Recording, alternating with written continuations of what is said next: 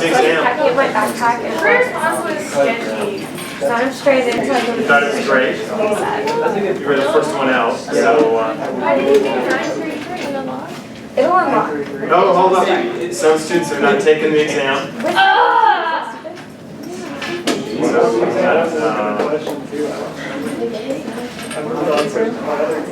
How did you do question 933? Don't anybody say about what question 933 is about. All right? It's about germs. Stop. Okay, so I thought it was a really challenging exam. Did you guys think it was a challenging exam? It actually was a little tricky. Not every classes are annoying. I have to say, out of all the tests I've taken with you, that was probably the hardest one. The hardest test I've ever given? I have to say. Okay, wow. You might get like Materials was the toughest material we'll cover in this class. Conceptually. Oh no, conceptually we're going to get into some real doozies here. Yeah, in this section of the class, I mean, you and I talked about this in my office at one time. So this next section of the class, I had a student, he sat back there where Travis is sitting. And this student, he walked in, he said, absolutely, I totally get that life evolved from chemicals and it's just this natural process of things evolving and the best fit, best design is the thing that survives in whatever environment happens to be around. At the end of this section of class, he came up to me and said, there is no doubt in my mind that there is a God that created all of this. There is a creating force of some sort. There's absolutely no way that all of this came to exist in this complexity to get these patterns just randomly on its own through natural selection. In this next section of the class, I totally converted him. And, you know, I presented open, and you can make your own decision about it. I don't care which way you go on it, but I'm going to present the complexity and amazing genetic patterns that you see a little bit. You've never ever encountered any of this stuff. It's pretty cool stuff. So, just to let you know, I'm not a person of that kind of faith at all, so I consider myself atheist.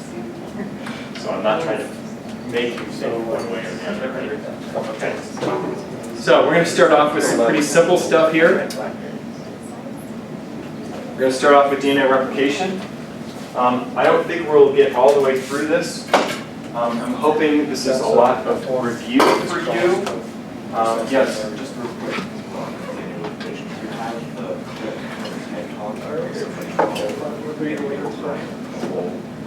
Sure, yeah, we'll look at those videos. Oh, you can have them. Yeah, they're on YouTube, those videos are on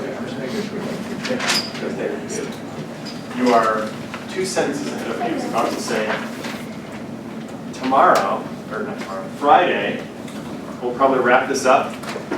We may talk a little bit about some of the interesting things here. I'm not sure we will get started on the next step. And what is the next part of this? Chromosome structure. We may get started on that a little bit, but we'll probably watch some videos.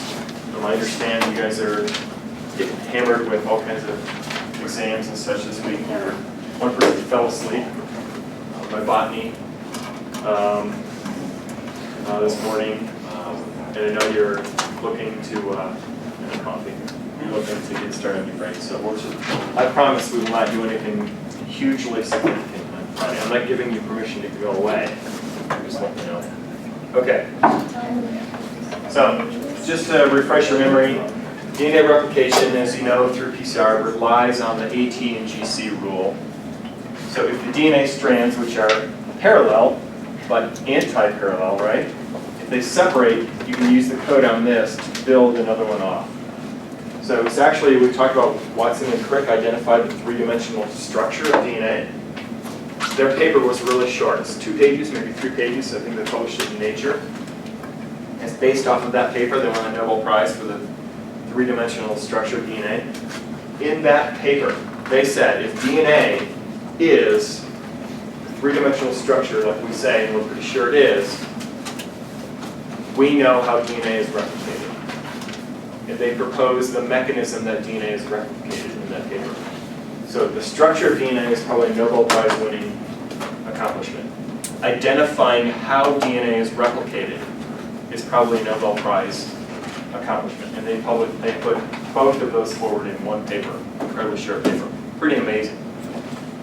But the structure of DNA, by default, if you know the structure of DNA, there's a very sensible way that the DNA is replicated. Now, when it comes to biology, you need to actually run the experiments. If you remember when we were talking about DNA splicing, we proposed two different models as to how you get these spaces of genome DNA that are not in the messenger RNA. The first one is you make this big, huge RNA, and you cut most of it out and paste the little pieces together, and that's your product. And that made absolutely no sense back then. We know that's the case now, but it made no sense back then. The sensible one was the DNA, the RNA polymerase is rolling along, gets a signal to just skip over the stuff and slide down and then restart. That was the easiest and most sensible model. And so you run the experiments to test it. Because in biology, sometimes the easiest and most sensible model is not the correct model. We will eventually have a paper. I'm signing a paper. It's very difficult to read. You will be responsible with one other person for one paragraph. It's going to take you a long time to read and understand that paragraph thoroughly. Then you'll come up and you give a presentation on that. And we'll see this incredible, amazing phenomenon that someone discovered while I was in graduate school. That person has already received the Nobel Prize. It's so profound. So, they proposed that DNA is replicated in a semi-conservative model. There were three possibilities that they considered. They considered the conservative model, the semi-conservative model, and the dispersive model. So, the conservative model would say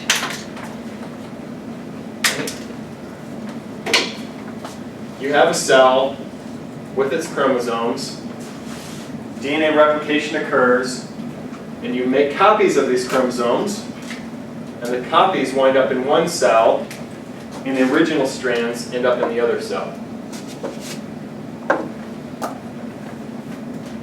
The semi-conservative model says you start with your DNA strands, and the two strands get separated, and then copied so that each cell winds up with one of the original chromosome strands and one of the copy strands. The dispersive model says you start with the original strands,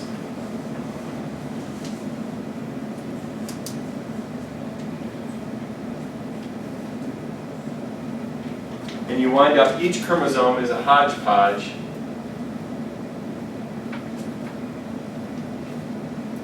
of the original strands. Does that make sense?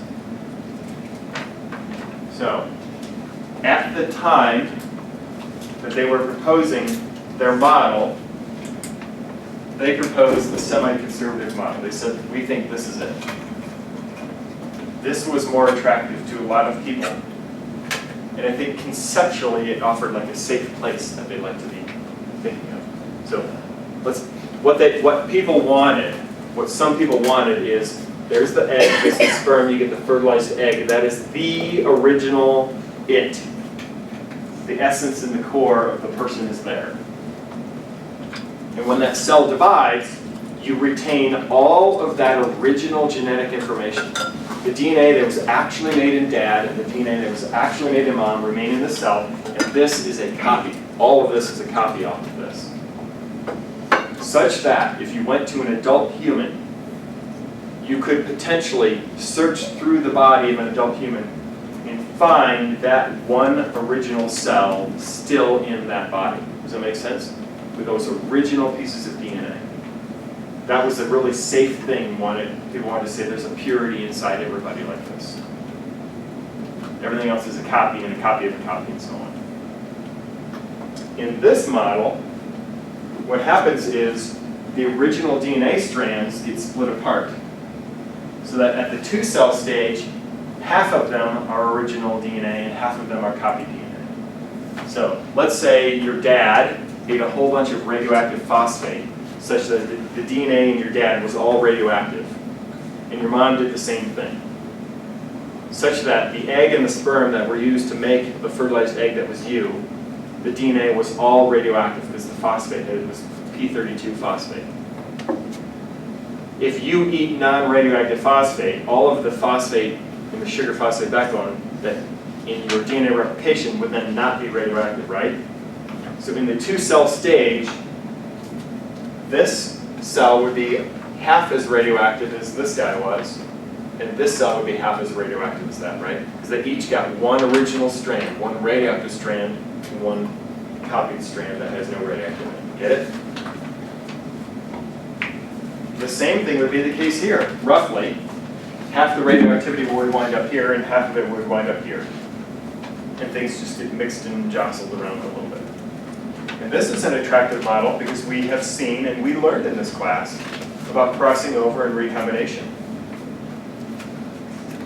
So during mitosis, that must happen too, right? It does not in a normal healthy situation.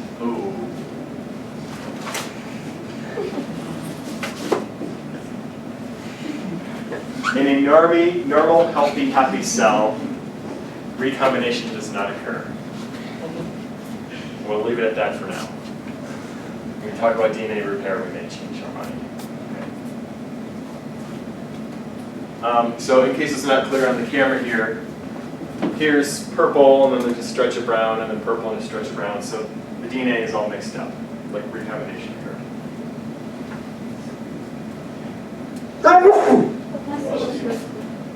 One more.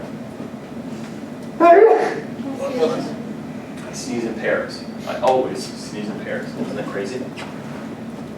Okay. So they proposed that the DNA would separate and then you'd use each one. So the reason they didn't like this one is what would have to happen to go from here to here is you'd have to separate the DNA strands. You'd make a copy of this. Right. And then each of these would have to be separated.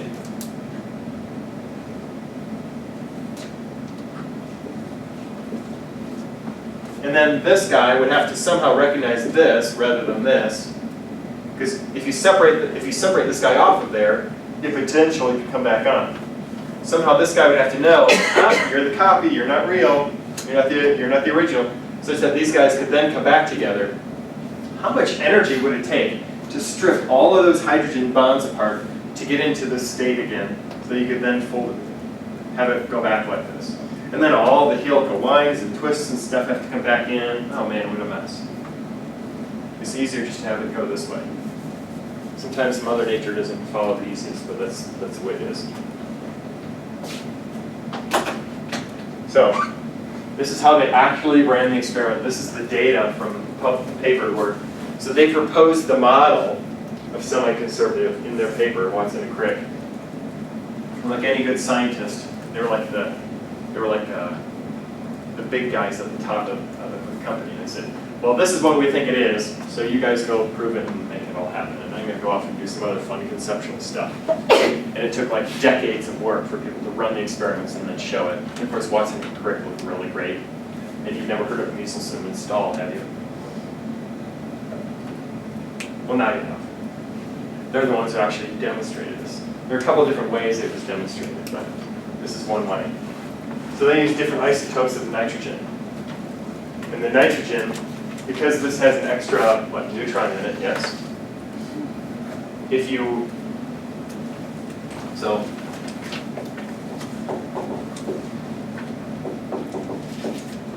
make this out of hydrogen that has just a proton, this is what you typically think of as water.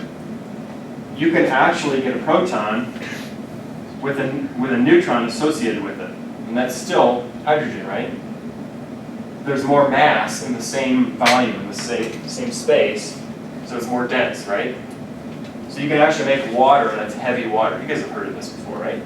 And it's heavy water. It's really dense. If you had 100 mils of this, 100 mils of this, you'd be like, whoa, man, this is so much heavier.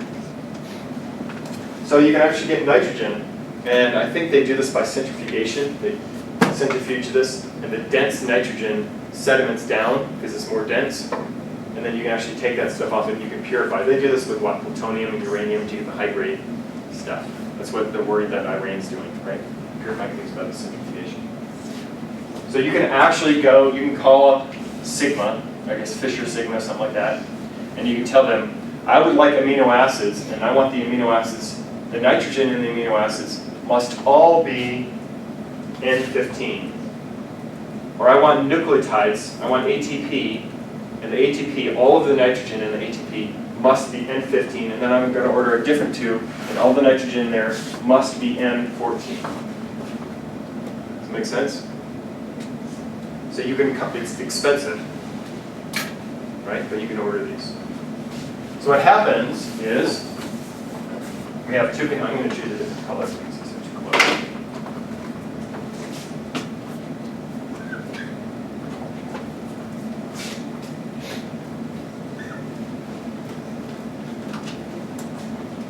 If I have cells in which I'm growing and there's only N14 in the media, the only nitrogen they can use to reproduce their DNA is N14. So all of the DNA is N14 and it's not dense. I can have a different tube, a different culture where there's cells growing and the only nitrogen in there is N15. And the nitrogen is heavier, so the DNA is heavy, or it's dense. Oops. If I take this and I put this in a centrifuge tube, I put liquid in here. Let's do separate tubes for each of these guys, sorry.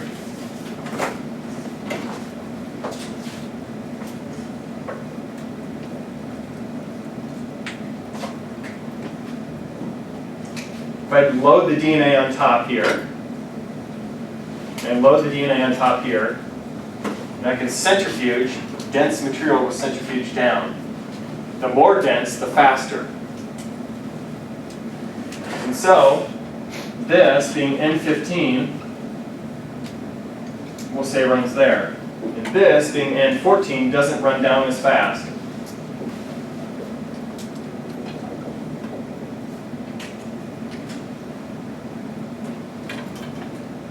Does this make sense? Where they would band is differently. If I had a tube, and I put the N14 DNA and the N15 DNA both in here, layered it on, I would get two bands. The N15 would sediment faster than the N14, right? Okay, so this is light, and down here is heavy, dense. Does that make sense? So what they did, looks like they ran it, this is the experiment that they ran.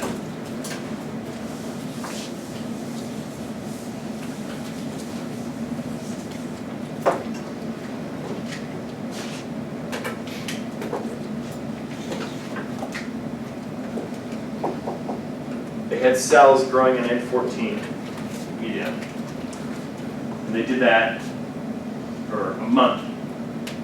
So basically, all of the N15 has been washed out of the cells over this time. The only nitrogen in these cells is N14. So all of the DNA is going to be the less dense DNA. So they take that out and they run these guys, they isolate the DNA out, and they run these guys and they get this band here. They take some of the cells, put them in a new dish,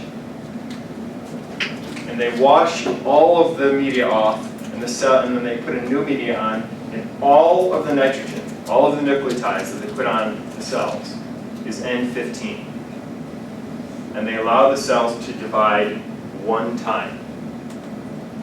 Such that these guys, all of the DNA is N14, but they allow one cell division such that the DNA is either this and this, right, if it's conservative, or this, if it's semi-conservative, right? Or it's a mix of these, right? and that'd be the dispersive, right?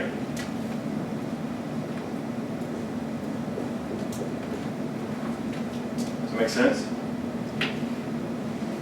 So they can then, after one cell division, we can run this out on the centrifuge. If this is the case, if it's conservative, what kind of banding pattern do I get down here? I get two bands. So I have a band where? I have a band at 14. This guy. And I have a band at 15.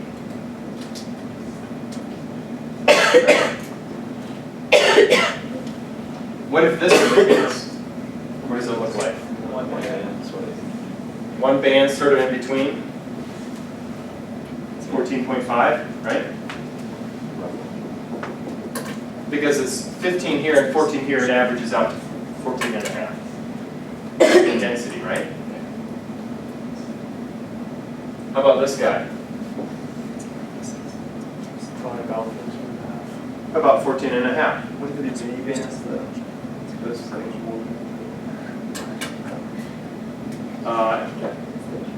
Your question is, wouldn't there be many bands as opposed to one in the middle? For this guy? Yeah.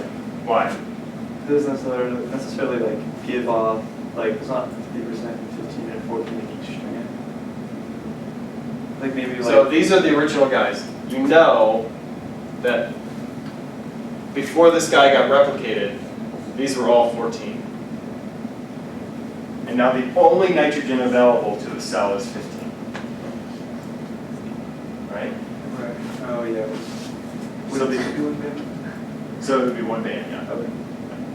That was a great question. It was more just like there's a even amount of N14 and N15, but yeah, I guess it's still the same. Yeah. So for N14 and Okay. What would this be? Two bands? roughly 14. One band at about 14 and a half. Because it's dispersive and they all kind of got mixed together, and you figure roughly it's here. It might be like a bit wider of a band. It's not uniform. Yeah. So could you just like look at the standard deviation like after a number of trials, and the one that's dispersed, if it was dispersed, would be like larger? Yeah. So this one would be a really sharp band at 14 and a half. And this one, you might get a chromosome which is 60% one, and so it's 40% the other. And so the band would be a little fatter, and it would be like, if you looked at it, it would be like bell curve as far as where the DNA is located. Yeah, that's great. Does that make sense?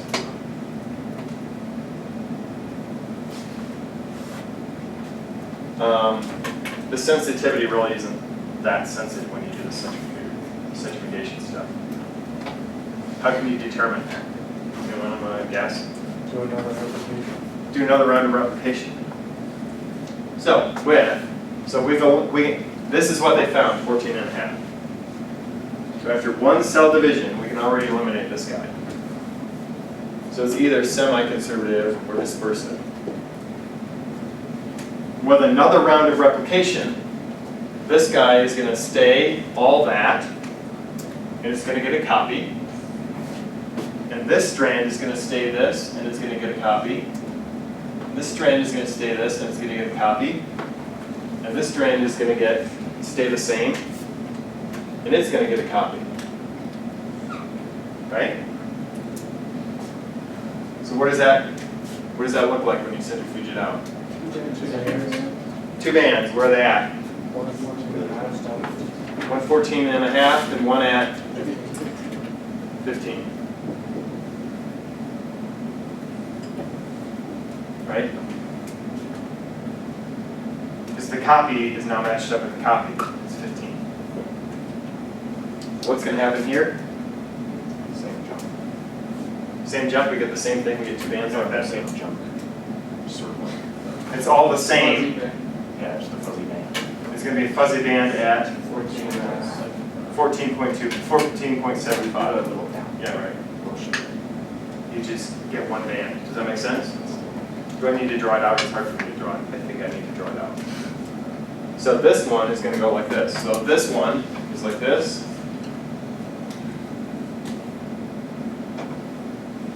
That was the starting DNA. And then it's going to make a copy like that. But then it's going to be dispersive. So like this is going to go like this. It's going to go like this. Am I doing this right? So there's still going to be more 15 overall. Yeah, but there's still going to be more 15 overall. Right? So overall, the average of this is going to be 14.75. So when they ran in that experiment, what they got is 2 bands.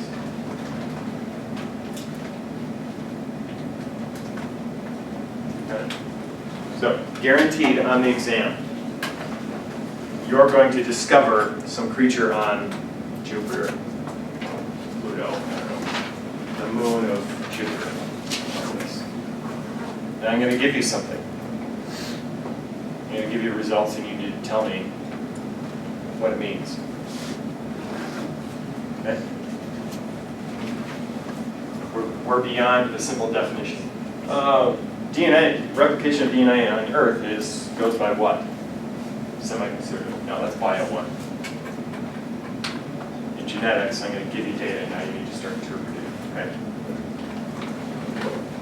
So, exam 3, you can expect to be comparable in thinking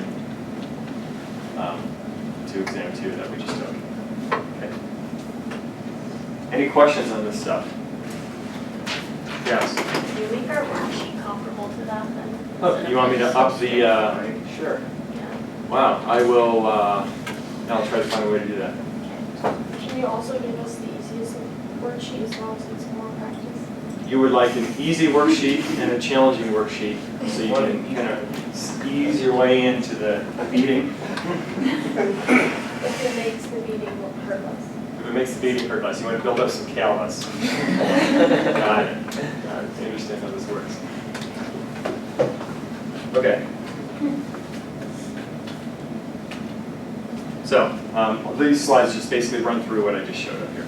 Any questions on this? Okay. I'm going to define for you, I think I already talked about this when we talked about plasmids. ORI, O-R-I, is pronounced ORI, is an origin of replication. In bacteria, it is a known and specific sequence of DNA. It's a consensus sequence. Within that region of a chromosome, there are clearly defined known sequences of DNA. What is called DNA A. That's the name of the sequence, DNA A.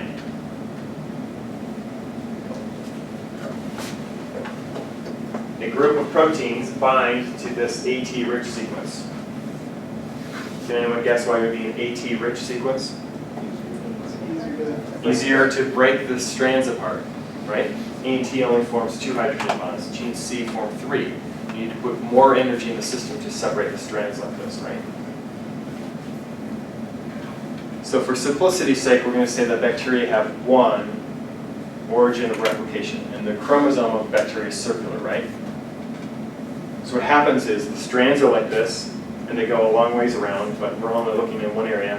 What happens is the 2 strands melt like this. And you wind up with what we call a replication bubble. And there's an opening here where the strands are single-stranded, and the nucleotides are available to form hydrogen bonds with other nucleotides that come in. Okay? Here is the consensus sequence that the proteins bind to in order to melt the DNA. And here's how it's suggested to happen. They form this big, huge complex that separates into your replication bubble there. Got it? So, if this is a replication bubble, I'm going to define this as a replication fork. That spot right there. It's a replication fork. There is another replication fork over on this side. That is also a replication fork. Got it? This is the 5' end. So the 3' end of this guy is this way. 5' end and 3' this way. Got it?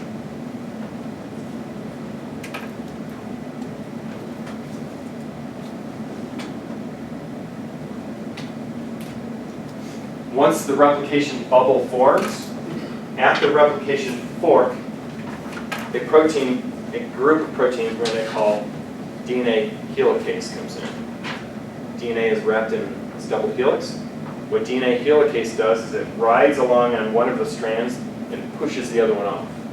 It separates the two strands. So you've got your replication bubble formed. The DNA helicase extends that bubble, pushes the fork this way.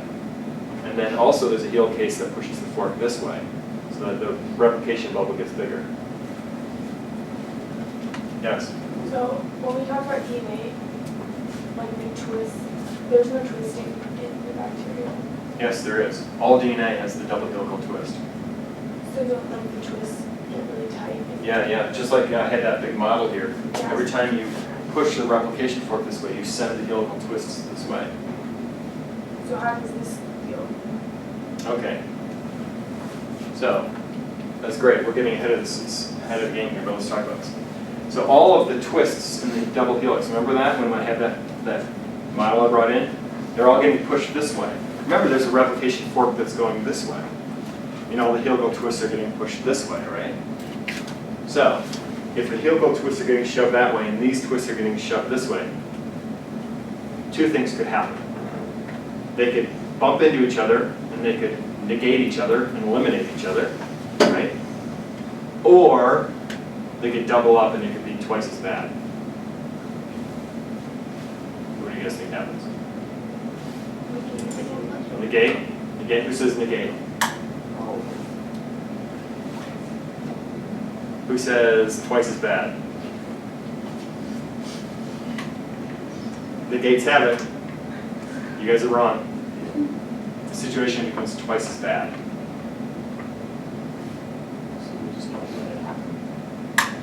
The helical twists go, and then remember we talked about supercoiling? That happens for a little bit, but ultimately this stuff has to be resolved. Because even DNA helicase can't push that stuff once it gets twisted so much. Even DNA helicase can't push it. And I'm going to make you wait a little bit as to how this all resolves. And it is the stupidest solution you could possibly imagine. I'm like, no, this cannot be how this happens. But it is the way it appears to happen. Okay. So, let me go back, sorry. The hydrogen bonds hanging off here, they are unhappy. They want to have a matching hydrogen bond to interact with. And these guys want to have a matching hydrogen bond to interact with. If only these guys had a sequence which is complementary and anti-parallel to them. Do you see one on here? Oh, this guy. So these guys, we form the replication bubble. These guys actually want to fold back up and go back. So helicase could roll right along, and these guys are like, oh yeah, screw you, helicase, and they could fold back up. There's a special protein called the single-stranded DNA binding protein. Single-stranded DNA binding protein. Gets on there and kind of keeps the hydrogen bonds a little bit happy for a short period of time. There's a massive amount of this protein in this cell that's replicating because there's a lot of open DNA that needs to be satisfied. And they just sit there temporarily until the DNA can be copied, and you get another strand on there such that this guy is now happy because he's got his hydrogen bond partners here, and this guy's happy because it's got hydrogen bond partners here. You've copied the DNA, and so this guy doesn't need to be satisfied anymore, it's happy.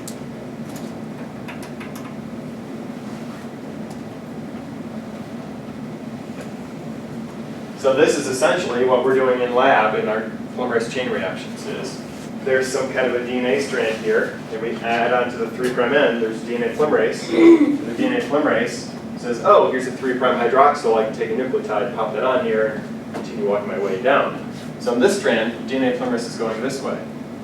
On this strand, the 3' end is over here, right? And so on this strand, the DNA polymerase is going this way, adding nucleotides up. Right? This is going to be important when I talk about lagging strand and leading strand in a minute, okay? Any questions up to this point?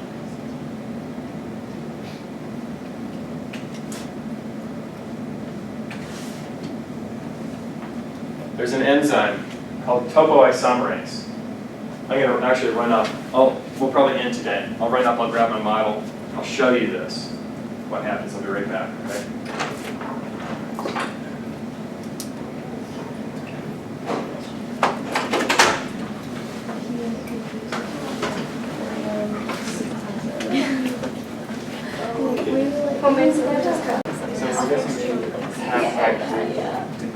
Like, a little bit no.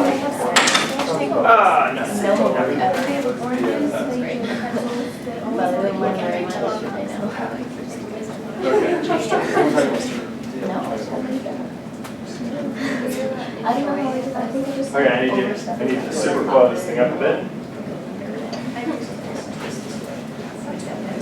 Who wants to be my volunteer analyst today? Please. Come on up, Whitney. All you gotta do is hold on to that. Okay. I'm gonna form a replication bubble here. Like that.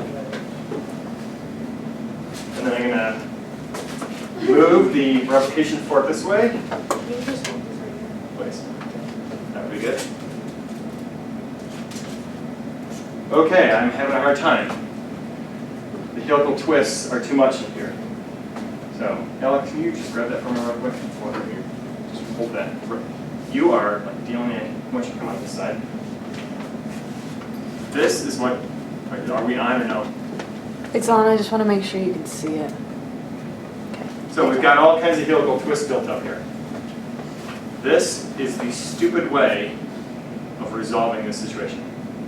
Topoisomerase comes in, cuts the sugar phosphate backbone. So the DNA is like this, right? It comes in and breaks the covalent bond. So now one strand is broken into two. It breaks this, and then it goes unwind, and it allows this thing to go flapping around like this. And then it says, gotcha! And then it flicks it back together. And probably at the same time, this one goes spinning around like that, and it goes, gotcha! And then it flicks it back together, and we've gotten rid of the helical twists. That is absurd. Very dangerous. Just kind of worried. So, in bacteria, so in humans we call this enzyme topoisomerase. In bacteria they call it gyrase. You know gyrase is a spinning thing like that? Because it lets go of the DNA, and the DNA whips its way around, and then hopefully we can grab it back, and connect it back, and reseal the broken covalent bond. Is that ever just like not happen? Didn't get you? Sure. Anything can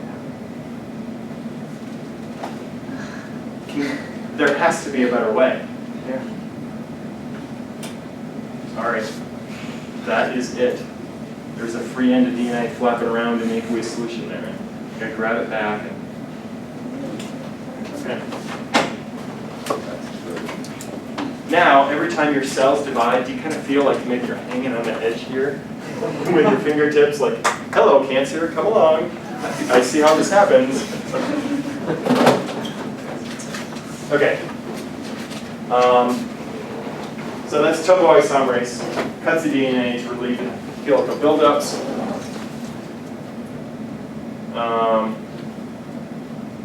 We'll finish this stuff up on Friday. Okay? What did you say it was called? Bacteria? It's called gyrase.